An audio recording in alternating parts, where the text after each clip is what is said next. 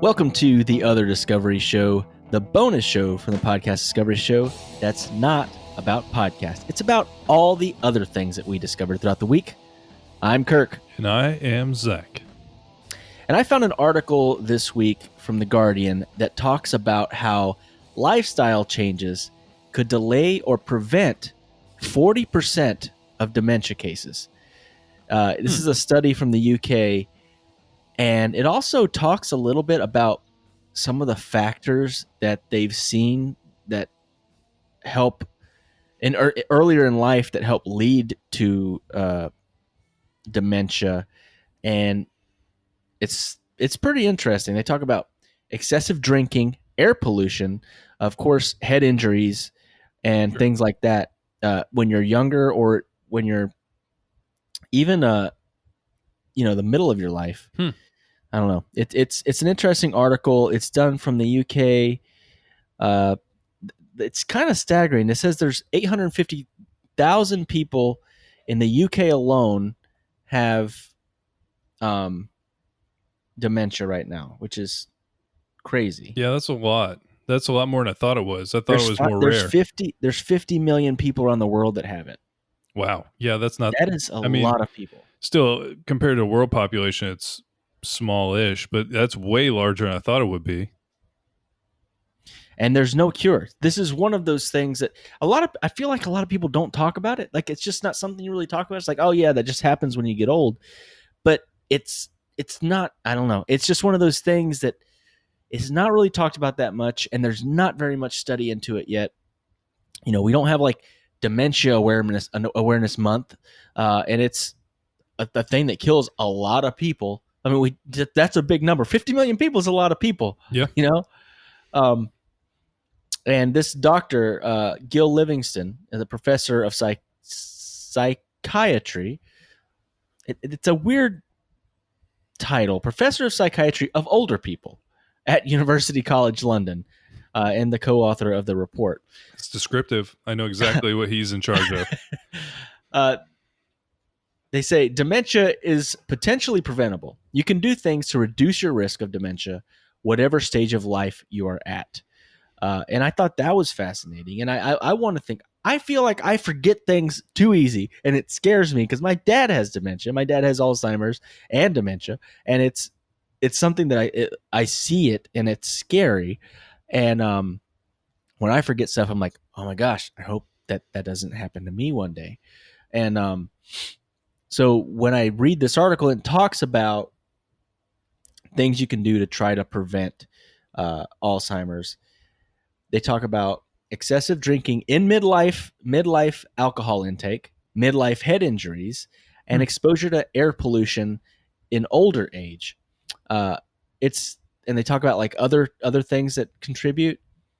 But it's a really interesting article from The Guardian. It's a medical type article, so it's a little bit dense. But it's interesting talking about how if you change a few things now, you can basically curb the risk of dementia later on in life. Or if there's somebody that has dementia, you can change some of their lifestyle choices and atmosphere and help them to not progress as quickly. There's nothing that's going to make you go backwards, like make things better, but there are things that can make things not go as quickly into a worse situation. Yeah, that's crazy. And I mean, I think part of the problem is that we are still learning / researching so much about the brain. Yes. We do not understand how all of this is happening, and then how it's breaking down, and then what we could do to, like, after the fact, address those things. So it's really interesting. And I mean, it's great that they're starting to make some progress on it, because it is a rough disease. It's a very terrible thing to watch happen, essentially. So I'm looking forward to a time where we get more concrete answers on all of that. Yeah, I completely agree. So I brought something wild this week, and it was actually my Daniel, who has been on the show before, talked about a sport called Daniel. Yep, Daniel. He talked about a sport called Florentine football. Have you heard of this? I don't remember him Okay, so talking about it. Florentine football literally has its roots traced back to the 16th century and possibly even the 15th century. So this is like early soccer level. And originally, and it's called in Italy because it's Florence. It's Makes called sense. Calcio Fiorentino. I'm sorry, I can't speak Italian. But that's what it's called. And originally, it was reserved for rich aristocrats who played every night between Epiphany and Lent. Even popes such as Clement the Seventh, Leo the 11th, and Urban the Eighth played the sport in Vatican City. The Hmm. games could get violent as teams vied to score goals. A variation of Florentine football was most likely played in the 15th century as well, as a match was organized on the Arno River in 1490, notable as a day so cold the waters were completely frozen. And another famous kind of moment for this was the city of Florence held a match in 1530 in defiance of imperial troops sent by Charles V as the city was under siege. And Henry III of France attended a game of bridge fighting put on his honor during a visit to Venice. The king is recorded as saying, "Too small to be a real war, too small to be a real war, and too cruel to Mm. be a game." And then it all kind of changed. So in the 17th century, it started to back down a little bit. It wasn't as popular. But in 1930, so that's a gap. 17th century to 1930 is a huge gap. But under Benito Mussolini, it was reorganized as a game in the Kingdom of Italy. It was widely played by amateurs in streets and squares using handmade balls of cloth or animal skin. Today, 3 matches are played each year in Piazza Santa Croce. I don't know. I'm I sorry. love how it's just 3 matches a year because it's just like, Well, you'll see why. uh-oh. In Florence, in the 3rd week of June, a team from each quarter of the city is represented. You do not pick a team.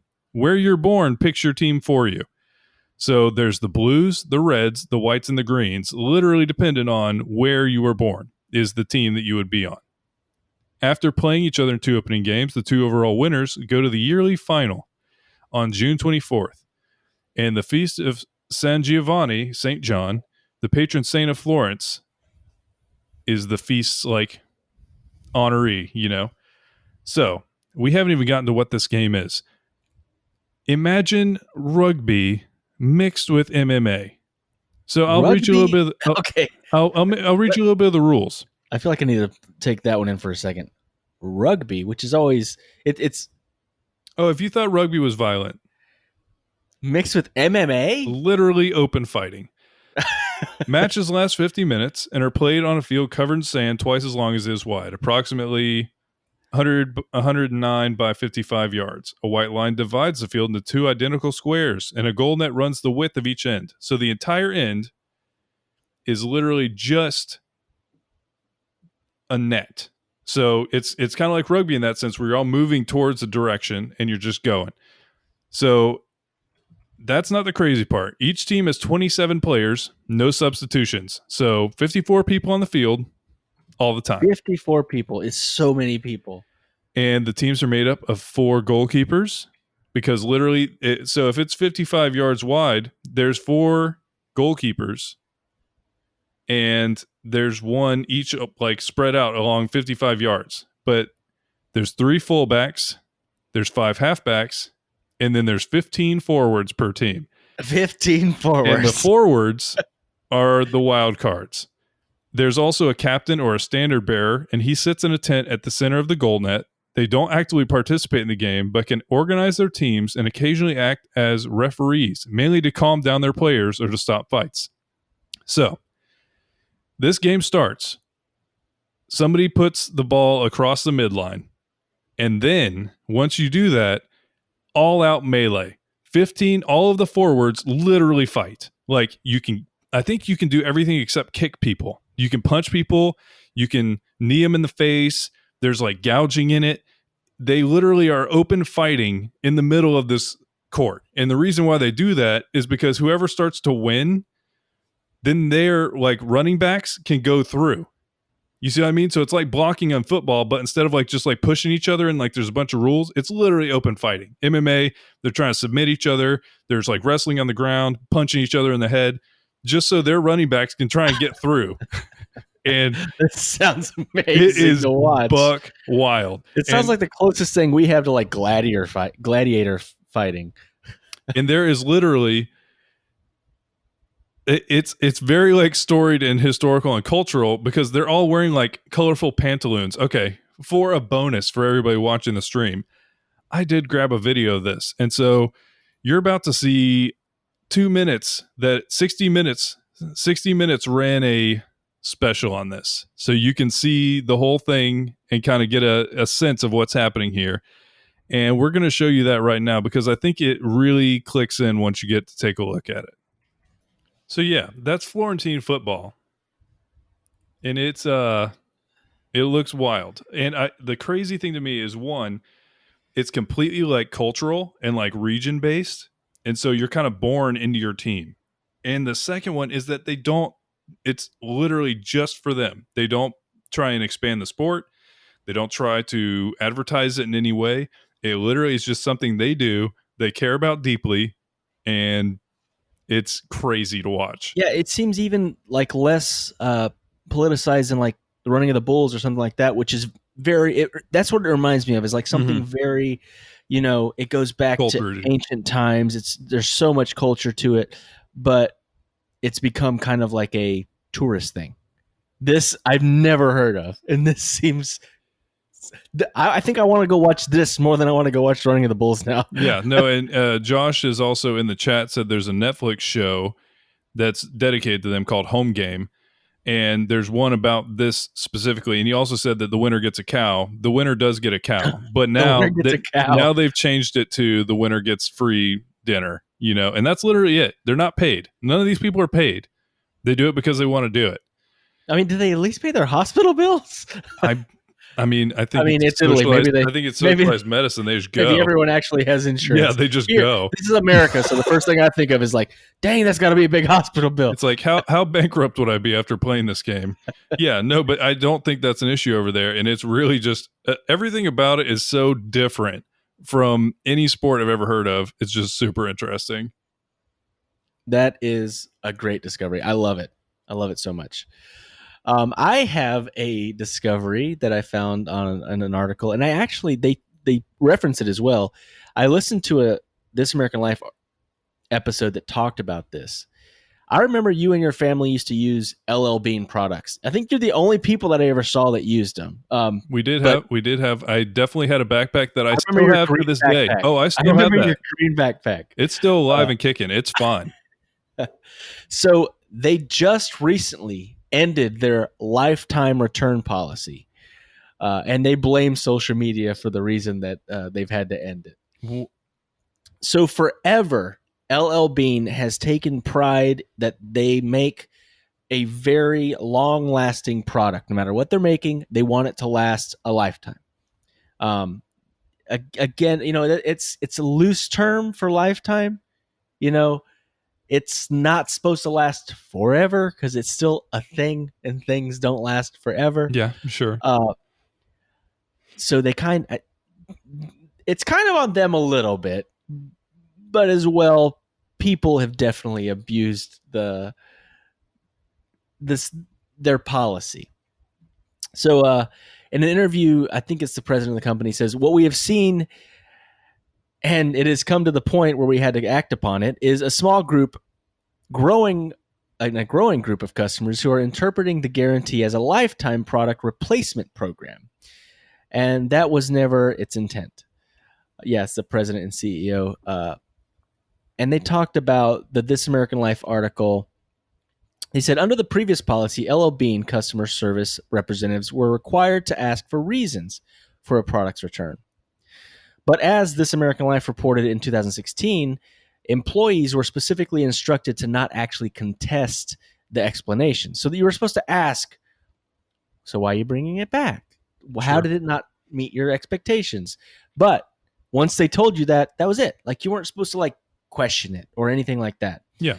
Or press customers at all. They're told to just accept and the clearly worn and loved product customers claim and just give them a replacement or, store credit with a smile.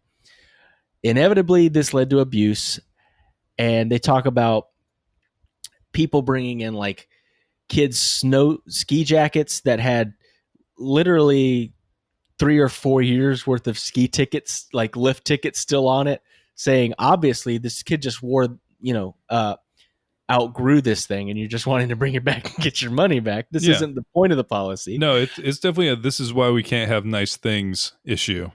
Yeah. And the thing that they blame social media about is social media went crazy about it. And what people started doing is if they ever found or saw an LL Bean product at Goodwill or Salvation Army, they would buy it and then they would go and return it for a full refund and then get something brand new. See, this is why we can't have good things, it guys. really is. Like, don't exploit the thing that was based on, if something broke that wasn't supposed to break, then we're going to replace it for you. And now I don't think they'll do it, right? How far canceled is this? Can you return something that has like a defect?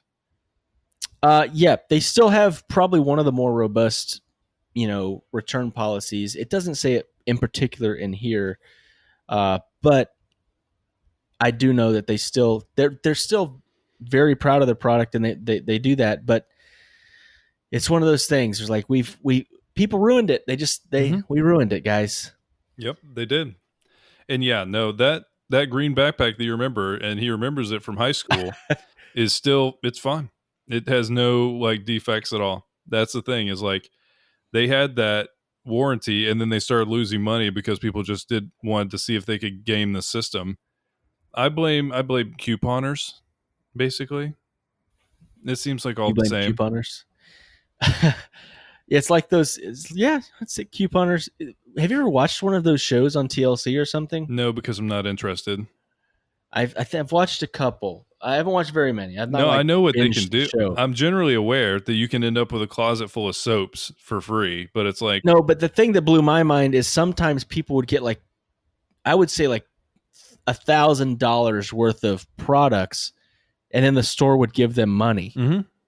Like granted, it was like $5. Yeah, but it's I don't know. it all just seems so tedious to me that I could never not interested. And literally, I feel like if you ever are driving around and you see a yard sale that's 90% like soaps and things, it's like, okay, couponer. they're just trying to hawk all this extra soap that they have in their closet.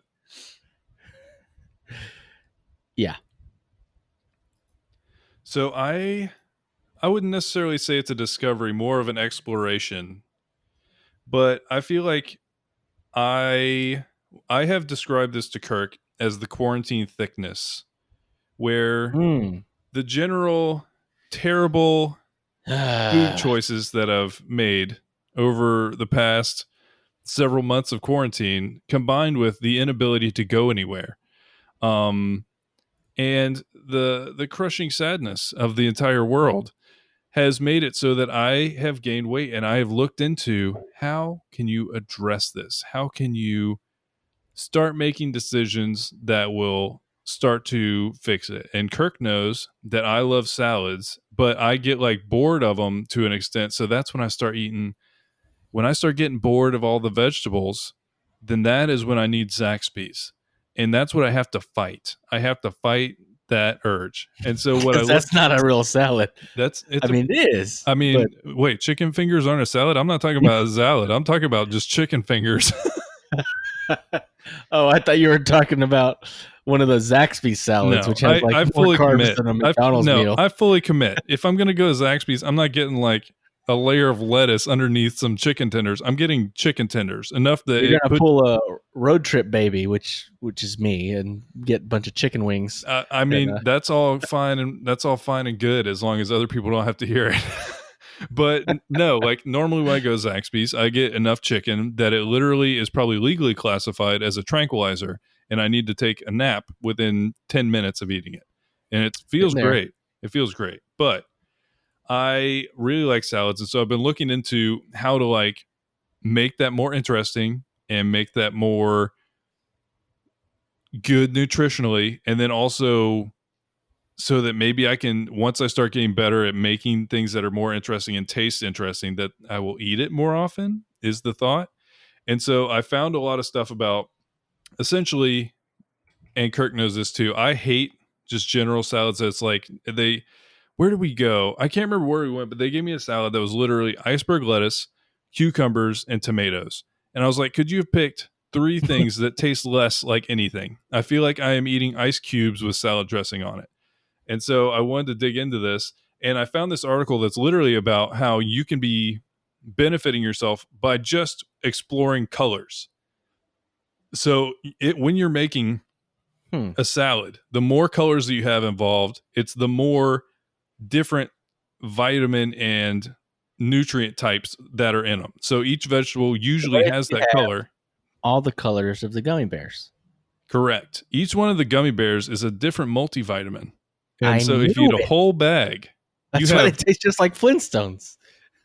Flintstones gummies taste the same as gummy bears. yeah, it's exactly the same. So in general, and I'll link this, and they're also, after I was kind of going down this rabbit hole, I found an amazing Reddit post with something that I'd been wanting to do for a long time, and that is make my own salad dressing, because I feel like it can't be that hard. It's like oil and herbs and stuff. Like I feel like you get like 10 ingredients and you can just throw together salad dressing on a dime, and it's better and fresh and good.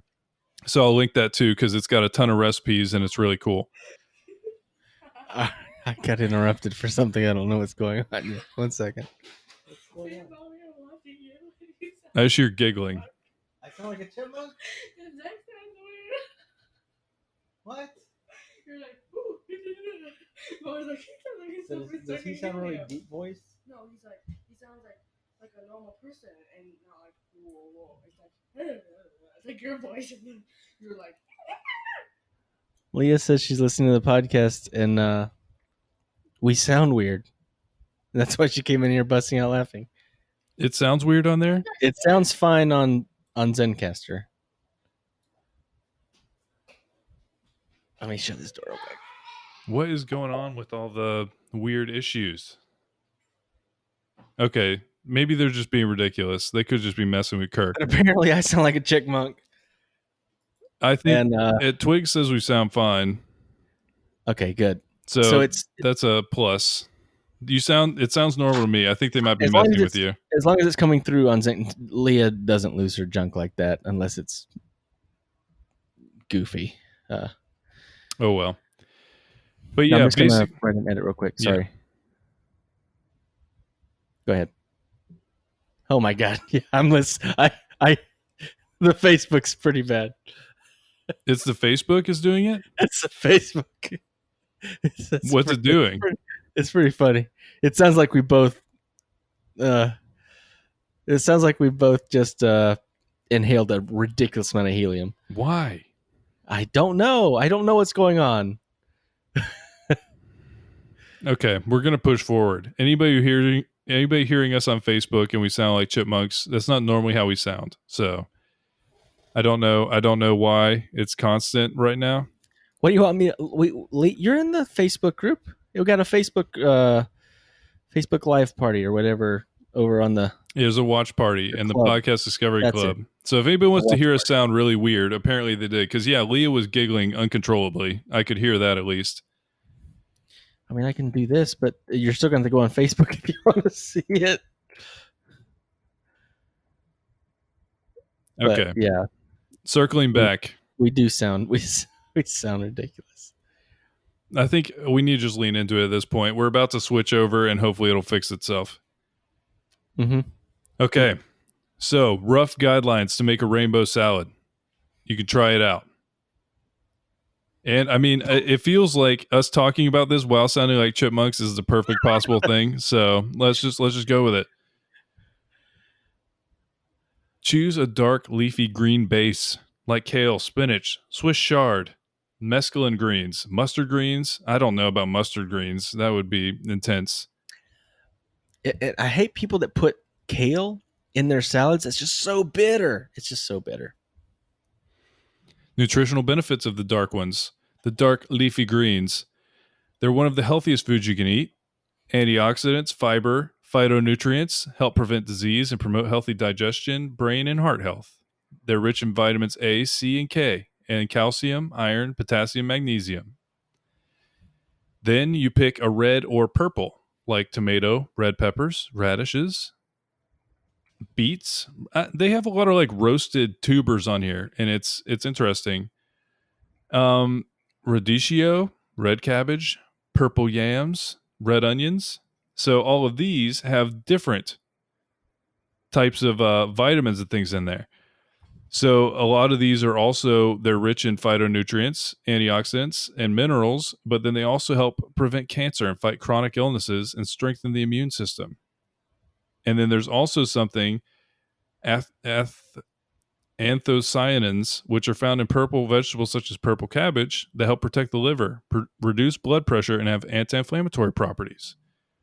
Orange and yellow, so typical. Carrots, peppers, and once again, baked butternut squash, sweet potatoes. Baked butternut squash. That seems like an interesting texture choice for a salad. Yeah, there's a lot of baked squashes and things, and that's interesting. But yeah, then you have all different types in there. One of their main ones, as soon as you get yellow or orange, you have the beta carotene, which is really great for you, including your eyes and your bones. Do your best girl impression. Sorry, that's probably another edit. I'm just getting distracted. I told him we'll do the silly impressions when we're done recording the show. It'll make everybody happy. Okay. It will make everyone happy, apparently. No, we're gonna have to explore this for a second before we switch over, just because why is it doing this? No one knows.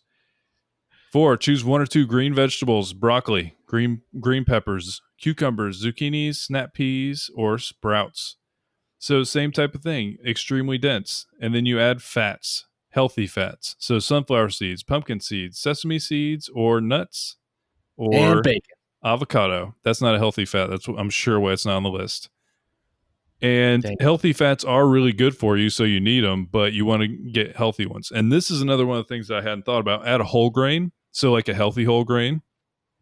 So quinoa, brown rice, black beans, chickpeas, lentils, or kidney beans. And then if you add whole grains, it will give you those energizing complex carbohydrates that you need and some protein. And they're high in fiber and B vitamins. Then choose a sea vegetable. And this is an interesting one. Yeah, a lot of people do prefer the hard-boiled egg. It's very classic form of protein. A sea vegetable, because you get iodine, and I think also because you can get some of those omega acids as well. And so a lot of people are using kelp or nori or dulse, which apparently dulse in certain preparations tastes almost like sea bacon, which is weird. What's dulse? I know what nori is. Those are all seaweed types. Dulse, I think, is from that one. Yeah, dulse, I believe, is from like Eastern Europe / Scandinavian countries. They've been using dulse for a long time, but I've heard it's really good. And they literally say it's just, you use it kind of like salt, you sprinkle some on there, and it's got a lot of really good stuff for you. And then you make a healthy salad dressing, and then you are living the dream. And then also you can incorporate some fruit. You can incorporate meat. Have you discovered any good, tasty dressing recipes yet? Oh, I've seen a lot of them that I want to try. There's a tahini one that sounds great because I'd love to try like an Asian style salad dressing. But that is one of the projects I think I'm going to be working on that might be a tasty discovery. Is trying out some of these recipes and try and kill the quarantine thickness. Oh, it's got to die. I made the mistake of weighing myself at the grocery store, and I felt bad all week. Shame after spiral doing that. ever since. I shamed myself so bad. So bad. I feel like a monster, man. Okay, so we're at 32. Yeah, no, we're good. So we can just call this thing. I guess I'll throw out a recommendation since I don't have one, and then we'll just wrap it. Yep, go ahead and wrap it, and then we will sing a chipmunk song for everybody. Okay, sounds good. So I do not have a song that I can have at the end of the episode this week, but we'll be back on that again shortly. I'm talking to a lot of really, really great artists. But I'm going to just recommend one that they've put out a new album recently. I think it'd be really fun for everybody to check out. I don't have the rights to play this, so it won't be on here. But check out Go Rodeo Session has a new album. It's Yo-Yo Don't have Ma this. and Chris Thiele and 4 incredible musicians, all playing like some kind of a mixture of a lot of different kinds of musics, including bluegrass, to just make something incredible. It's very relaxing. They're all extremely talented musicians. So check out Go Rodeo Sessions, not our first Goat Rodeo. It's a great album. As always, thanks so much for listening. We really appreciate it. We hope that you will. We have a lot of ways that you can kind of support the show at this point. You can follow us on or subscribe on Twitch. Same thing with YouTube. Same thing with Spotify. We hope that you join the Facebook group, the Podcast Discovery Club, because that's where we share all kinds of random information throughout the week. And that's Every also, single day. yeah, we have it's a great way for you to also keep in touch with what we're doing, because we have a lot of cool stuff planned, and any of our announcements will definitely go through both our Twitter and the Facebook page. Anything else you can think of, Kirk? Yeah, if you want to really be in touch, join our Discord. We are doing listening parties where every single week, specifically on the PDS, we will listen to that podcast together, and then we will do our show notes and everything in there so you can see them live and you can be part of the discussion for the next week. So I think that's a really cool thing that we've integrated into the show. All right, and with that, thanks so much for listening, and we hope that we talk to you again next week. Bye, guys. Have a great week.